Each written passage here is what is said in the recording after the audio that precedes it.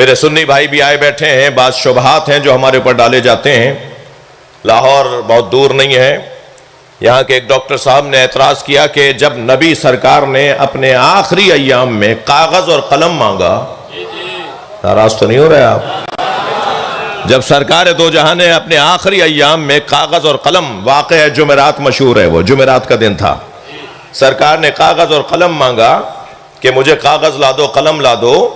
तो वो कागज़ और कलम तो अली मौला के पास होता था, ये शिया नाराज कहीं और क्यों होते हैं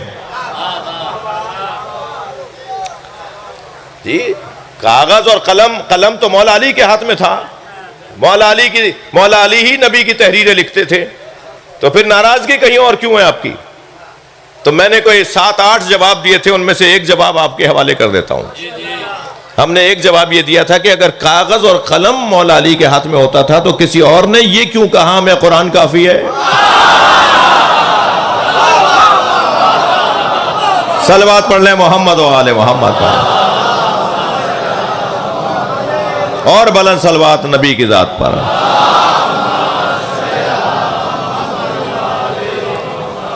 थोड़ी सी बात आगे बढ़े। बात आ गई है जंग की, तलवार की, तो मेरा दिल कर रहा है कि मैं इन बच्चों जवानों को ये बताता जाऊं कि मौला अली के हाथ में जो जुल्फ़िकार थी ना, वो मौला अली से बातें करती थी।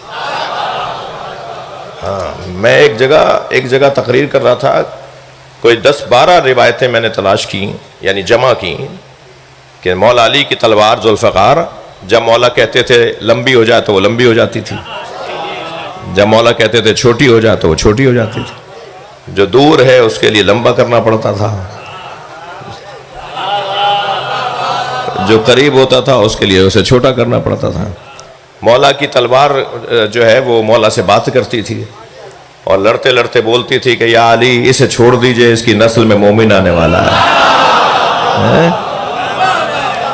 कभी मौला से बात करती थी ये, और मौला उसको जब चलाते थे, अच्छा उसकी 3 सिफतें तो बड़ी हसीन लिखी हैं। उसमें लिखा है कानत ज़रबात वालियिन अबकारा। ये जो बच्चे हैं ना, इनका हक है कि मुझसे कहें कि मौलाना अरबी में हदीस सुनाइए, ताकि ये अभी गूगल पे सर्च कर लें। पहले आप हमसे हवाला भी मांगते थे ना, अब तो हवाले गूगल में पड़े हुए हैं जी। आप हमसे अरबी मांगिए, हवाले मुझे तो एक पता था, आप मुझे 4 और बता देंगे। मौलाना आपको एक हवाला पता था, अभी मैंने गूगल में सर्च किया 4 और निकल आए। तो आप हमसे कहा करें कि हदीस अरबी में सुनाइए। हम खतीबों से, हम जाकिरों से आप कहा करें हदीस सुना रहे हैं ना, तो इसको अरबी में सुना दीजिए। तो मैं आपको सुना रहा हूं, कानत ज़रबात अलीयिन अबकारा, अली की हर ज़रबत नई होती थी। यानी अगर मौला अली ने 1000 मरतबा तलवार उठाई है ना, तो कोई ज़रबत दूसरी ज़रबत से मुशाबे नहीं होती थी। अल्लाहु अकबर जी, कोई ज़रबत दूसरी ज़रबत से मुशाबे नहीं होती थी। बुजुर्ग बैठे हैं ना, बुजुर्गों को हजरत अबू तालिब को खुश करने के लिए अपने बच्चों की तरबियत अच्छी करना होगी। हजरत अबू तालिब की सीरत यह है कि अपनी औलाद की तरबियत उन्होंने बड़ी अच्छी की है। हजरत अबू तालिब बनी हाशिम के बच्चों में हर हफ्ते 2 मुकाबले करवाया करते थे, बच्चों में मुकाबले करवाया करते थे। एक दौड़ का मुकाबला और एक कुश्ती का मुकाबला। जिस दिन दौड़ का मुकाबला होता था, अली आते ही नहीं थे। बड़ी नायत, हाँ,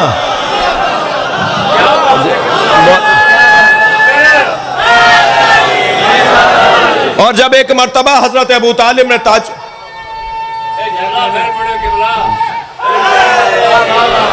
जब एक मर्तबा हजरत अबू तालिब ने पूछ लिया, बेटा आज दौड़ने का मुकाबला था, तुम नजर क्यों नहीं आए? तो मौला अली ने फरमाया, बाबा मुझे दौड़ना अच्छा लगता ही नहीं है।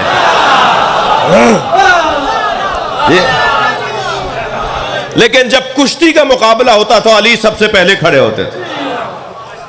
जिस हफ्ते कुश्ती का मुकाबला होता था, और मौला अली कुश्ती लड़ते थे, और फिर जब कुश्ती का मुकाबला अली से पड़ता था किसी का, तो अली मौला उसे 2 लम्हों में ही पटक देते थे। तो बच्चे आपस में तय करते थे कि इस हफ्ते अली ने ये दाव लड़ा है। पहलवान बैठे हुए या नहीं? इस हफ्ते अली ने ये दाव लड़ा है।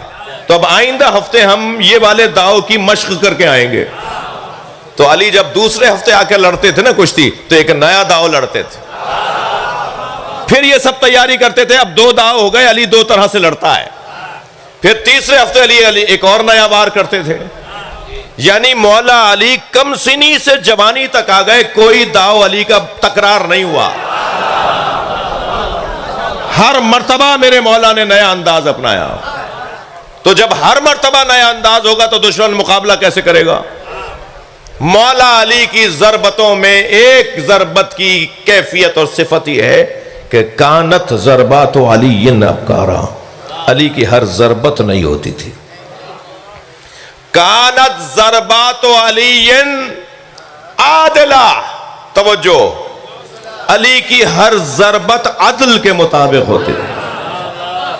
यानी अली अगर मौला उमूदी चलाते थे ना, उमूदी सर पे मारते थे नीचे की तरफ, उमूदी चलाते थे या उफुकी चलाते थे तलवार, दोनों धड़ बराबर के कट के गिरते थे। तवज्जो चाहूंगा, एक राई के बराबर, एक ग्राम, एक तोला माशा फर्क नहीं होता था दोनों धड़ों में। जिसकी जरबत में ऐसी अदालत हो, उसकी हुकूमत में कैसी अदालत? गौर कर लिया आपने?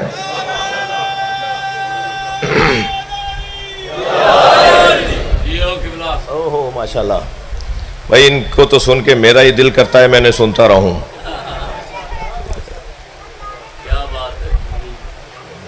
जी नवीद भाई, नाहिद साहब ना, बेहतरीन।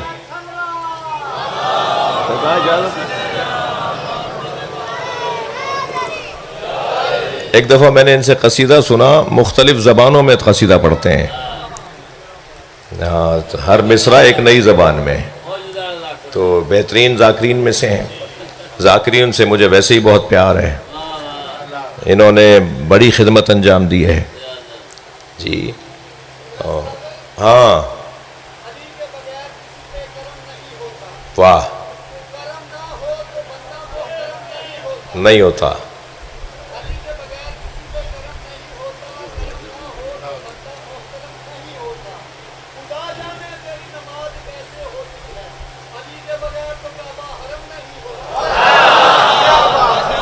सामने बहुत रोशन पैगाम, बहुत रोशन पैगाम। मौला अली की ज़ात मौजज़ा ज़ात है। जिस अली मौला को पहचानने के लिए या मयार इलाही चाहिए या कसौटी मुस्तफ़वी चाहिए, उसे उम्मत का मुल्ला कैसे समझेगा? हमारे बस की बात नहीं है, लोगों के बस की बात नहीं है। हमारी मिसाल मेरे अजीजों ऐसी है जैसे हम समंदर के किनारे खड़े होकर समंदर की तारीफें कर रहे हो। हमें क्या पता इसकी गहराई कितनी है, हमें क्या मालूम इसकी वुसअतें कितनी हैं, हमें क्या पता इसके अंदर क्या क्या हीरे मूंगे जवाहरात पाए जाते हैं। मुझे अपने 2 मिसरे याद आ रहे हैं नाहिद भाई, मैं कभी कभी शायरी कर लेता हूँ। अर्ज किया था कि सुरमए तूर लगा दीदाए तर पैदा कर। शेर तो ऐसे नहीं सुनेंगे भाई। सुरमए तूर लगा दीदाए तर पैदा कर, शौक़े दीदार अगर है तो नजर पैदा कर। ये सुरमए तूर लगा दीदाए तर पैदा कर, शौक़े दीदार अगर है तो नजर पैदा कर। जीने मिंबरे शब्बीर से बढ़कर क्या है, जीने मिंबरे शब्बीर से बढ़कर क्या है। मिल गया तुझको शरफ, इस पे न शर पैदा कर। और उनके एहसान पर एहसान चले आते हैं, उनके एहसान पर एहसान चले आते हैं। अपनी उल्फत में भी अंदाज़े दिगर पैदा कर। और जिस एक शेर की खातिर मैंने आपको ये 4 शेर सुना दिए, वो शेर ये था कि साहिल इश्क पे रुक जाने से हासिल क्या है। आशिकों का मजमा है भाई, ये इश्क के बगैर नहीं हो सकता गर्मी में बैठना। ये जो बगैर, अभी तो कभी कभी पंखा चल जाता है, कभी कभी बंद हो जाता है, बाज़ जगह अभी भी बंद है, तो मगर आपको क्या फ़र्क पड़ता है? नहीं, यहाँ तो बहुत अच्छा इंतज़ाम है। हमारे भाई बच्चे नॉर्वे से आए हुए इंतज़ामात संभालने के लिए। यहाँ तो बाज़ जगह तो नहीं होता ना कुछ, मगर क्या कोई फ़र्क पड़ता है? अल्लामा इकबाल कहते हैं कि इश्क पर आमाल की बुनियाद रख। इकबाल के दो मिसरे, इश्क पर आमाल की बुनियाद रख, अक्ल को तनकीद से फुर्सत नहीं। जी अक्ल तो इन मिन अगर मगर करती रहती है, इश्क है जो काम करवाता है। कई जगह देख रहा हूं, जैसे यहां है, जैसे यहां है, जैसे वहां है, पहलू बदलने की जगह नहीं है। जैसे बैठे हैं ना ऐसे ही बैठे रहेंगे। बदन तकलीफ में है ना, मगर रूह को ग़िज़ा मिल रही है। ये बगैर इश्क के हो ही नहीं सकता। तो अर्ज किया है कि साहिले इश्क पे रुक जाने से हासिल क्या है? साहिले इश्क पे रुक जाने से हासिल क्या है? डूब कर पार उतरने का हुनर पैदा कर। इस वादी इश्क में अगर उतरना है ना, तो हमें अपना मल्ला मैसम तम्मार को बनाना होगा। मैसम था जो इस समंदर इश्क में उतरा और बाहर आया। वरना बहुत सारे लोग, अब्दुल्ला इब्ने सबा जैसे लोग, नुसैर जैसे लोग इस वादी इश्क में उतरे और बहक गए, वापिस ही नहीं आ पाए। कुछ को तो मौला अली ने अपने हाथों से जलाया, जिंदा जलाया। अली ने सिर्फ जिंदा उसे जलाया जिसने अली को अल्लाह बोला है। जिंदा जलाया मौला अली ने अब्दुल्ला इब्ने सबा को और नुसैर को। दो नाम है जिनको मौला अली ने अपने हाथों से जलाया है।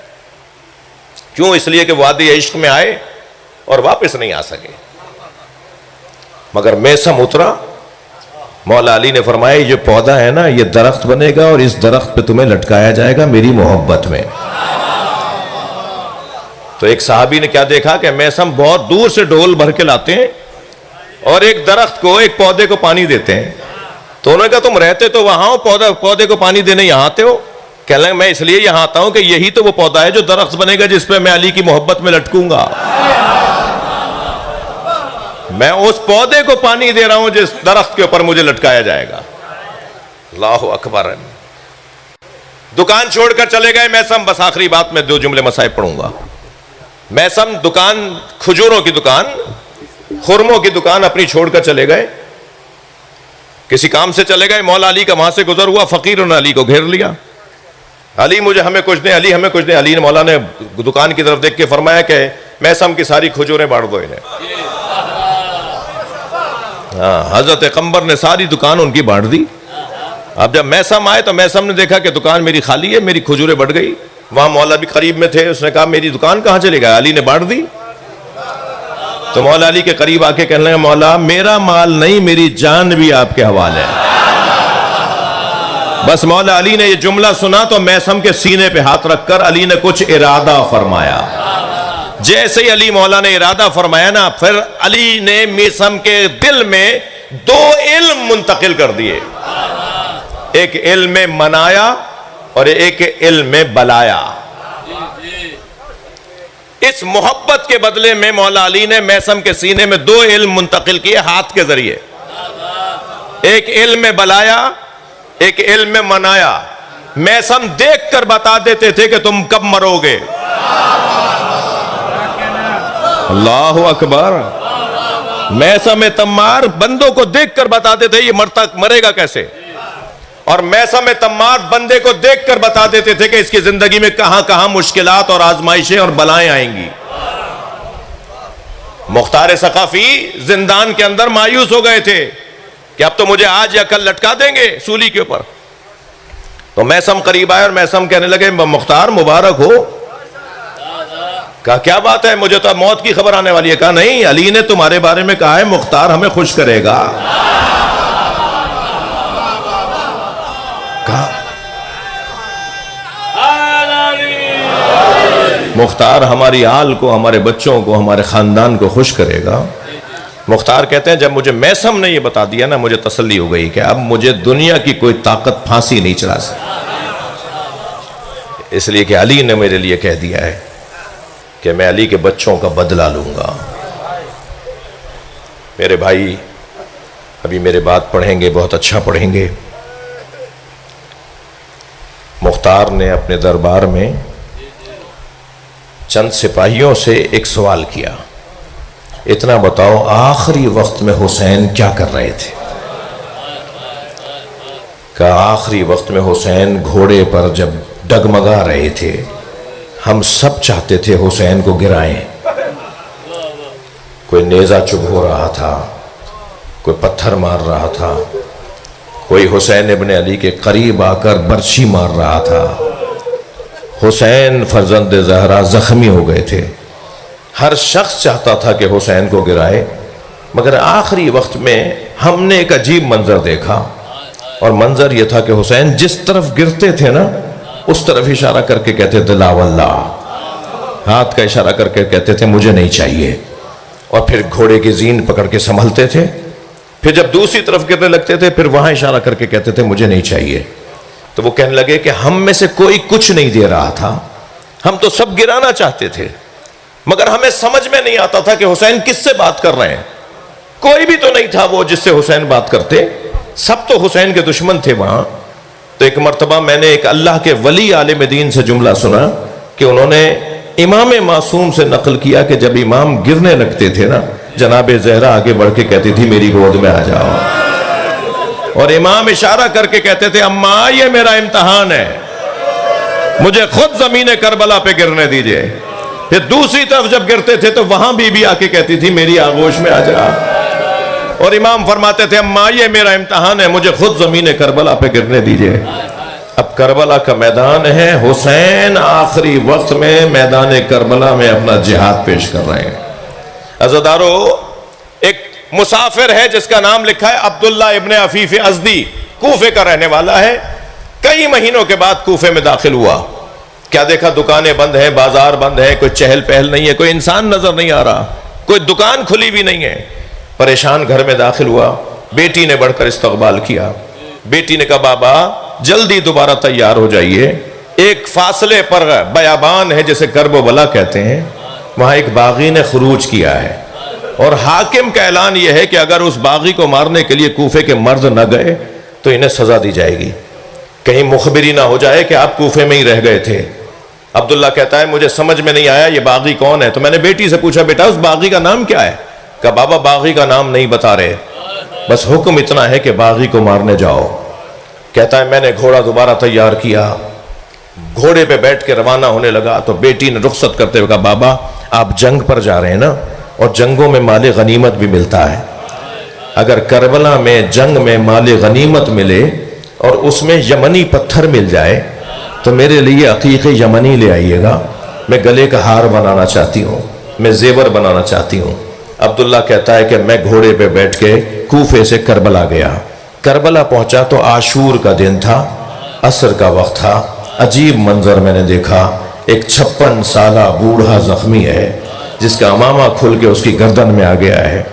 वो लाखों से मुकाबला कर रहा है, मगर उसका जलाल ऐसा है वो जहां घोड़ा मोड़ता है फौजें भागने लगती हैं। मैंने एक भागते हुए सिपाही से कहा ये अकेला है, तुम इससे डरते क्यों हो? तो कहने लगा तुम्हें नहीं पता इसके एक भाई का नाम अब्बास था।